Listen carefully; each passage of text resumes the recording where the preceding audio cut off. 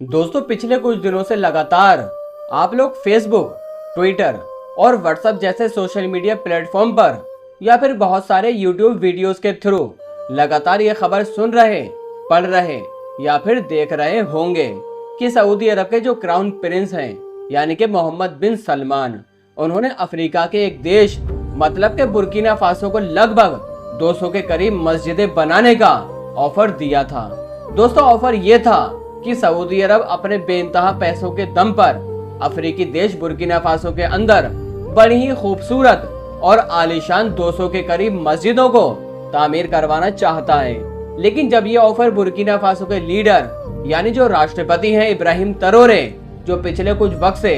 दुनिया भर में कुछ ज्यादा ही मशहूर हुए हैं, उनके सामने रखा गया तो उन्होंने फौरन इस ऑफर को रिजेक्ट कर दिया।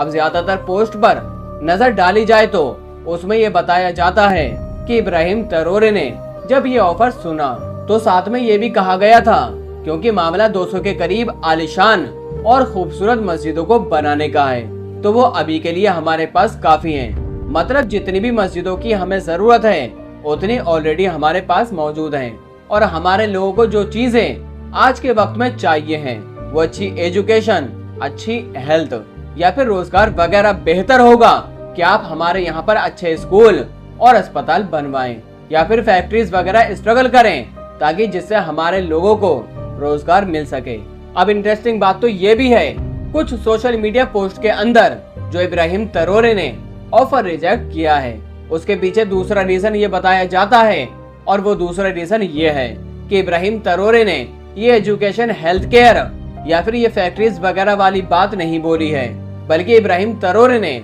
तंजिया तौर पर यह कहा था कि आप सबसे पहले फिलिस्तीन की मदद करें क्योंकि आपके पैसों की फिलिस्तीन के लोगों को ज्यादा जरूरत है। अब आगे बढ़कर मुद्दे की बात कर ली जाए तो उससे पहले हमारे लिए ये समझ लेना जरूरी है कि सऊदी अरब जैसे किसी भी देश की तरफ से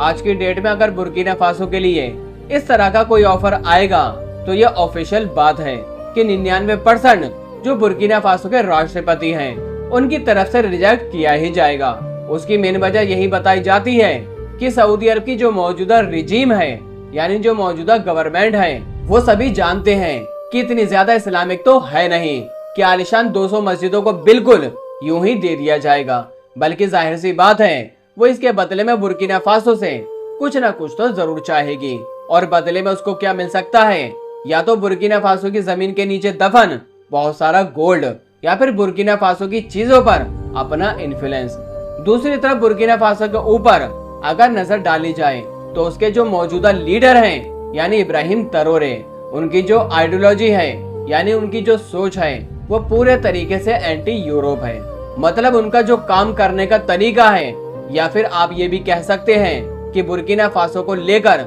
उनकी जिंदगी का जो सबसे बड़ा मकसद है वो मकसद ही यही है कि बुर्किना फासो उन अफ्रीका के आसपास के तमाम इलाकों से यूरोप की वहां पर जितनी भी फौजें हैं या बाकी किसी और तरीके से भी उनका इन्फ्लुएंस है उसको पूरे तरीके से खत्म कर डालें। और सऊदी अरब खुद तो यूरोप का देश है नहीं, ना ही एक यूरोपियन देश है, बल्कि मुस्लिम ही देश है। लेकिन वो कितना प्रो अमेरिका देश है या फिर यूरोप का देश है ये किसी से भी छुपी हुई बात नहीं है। अब हम लोगों को सऊदी अरब और बुर्किना फासो के बीच ये बेसिक चीज समझ में आती है, मगर ये जितनी भी पोस्ट वगैरह की जा रही हैं या फिर जहां तक मामला रहा दिखावे का, तो इस केस में सबसे बड़ी प्रॉब्लम ये है कि लोग पोस्ट तो बहुत कर रहे हैं और खुद बहुत सारे यूट्यूबर भी एक दूसरे की देखा देखी बड़े ही कॉन्फिडेंस के साथ इस पर वीडियो भी बना रहे हैं। लेकिन अगर आप लोग ज्यादा नहीं बल्कि अगर थोड़ी बहुत भी कोशिश करेंगे और इसकी छानबीन करना स्टार्ट करेंगे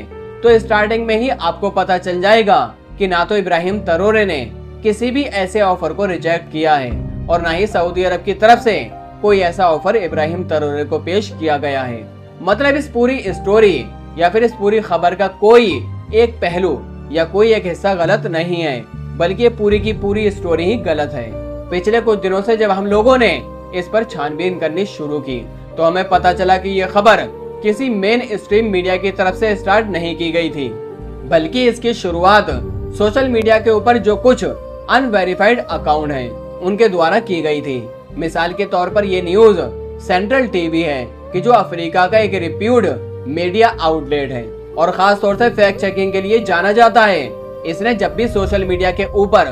बड़े लेवल पर इस तरह के दावे और इस तरह की स्टोरी देखी तो उसका फैक्ट चेक किया गया और बाद में अपनी छानबीन करने के बाद इस पूरे मामले को ही गलत करार दिया गया। और इस मीडिया आउटलेट के मुताबिक ना तो बुर्किना फासो के किसी भी मेन स्ट्रीम मीडिया ने कभी इस चीज को कवर किया और ना ही गवर्नमेंट के जो ऑफिशियल डॉक्यूमेंट्स होते हैं उनके अंदर कभी इस चीज का कोई जिक्र मिला और ना ही जो फॉरेन पॉलिसी डिपार्टमेंट है बुर्किना फासो का उससे भी कोई ऐसा सिग्नल नहीं दिया गया या ऐसी किसी भी चीज को मेंशन किया गया है। बाकी दोस्तों उस मीडिया आउटलेट या फिर उसका जो इस टॉपिक से रिलेटेड आर्टिकल है उसका स्क्रीनशॉट तो हमने लगा ही दिया है, साथ ही डिस्क्रिप्शन में लिंक भी डाल देंगे ताकि आप इस पूरे मैटर को डिटेल में पढ़ सकें कि आखिर इन लोगों ने किस तरीके से जांच पड़ताल की और कैसे इतना बड़ा दावा किया गया कि ये स्टोरी पूरे तरीके से गलत है। साथ ही साथ इस लंबे चौड़े आर्टिकल में लोगों ने ये भी एक्सप्लेन किया है कि आखिर ये खबर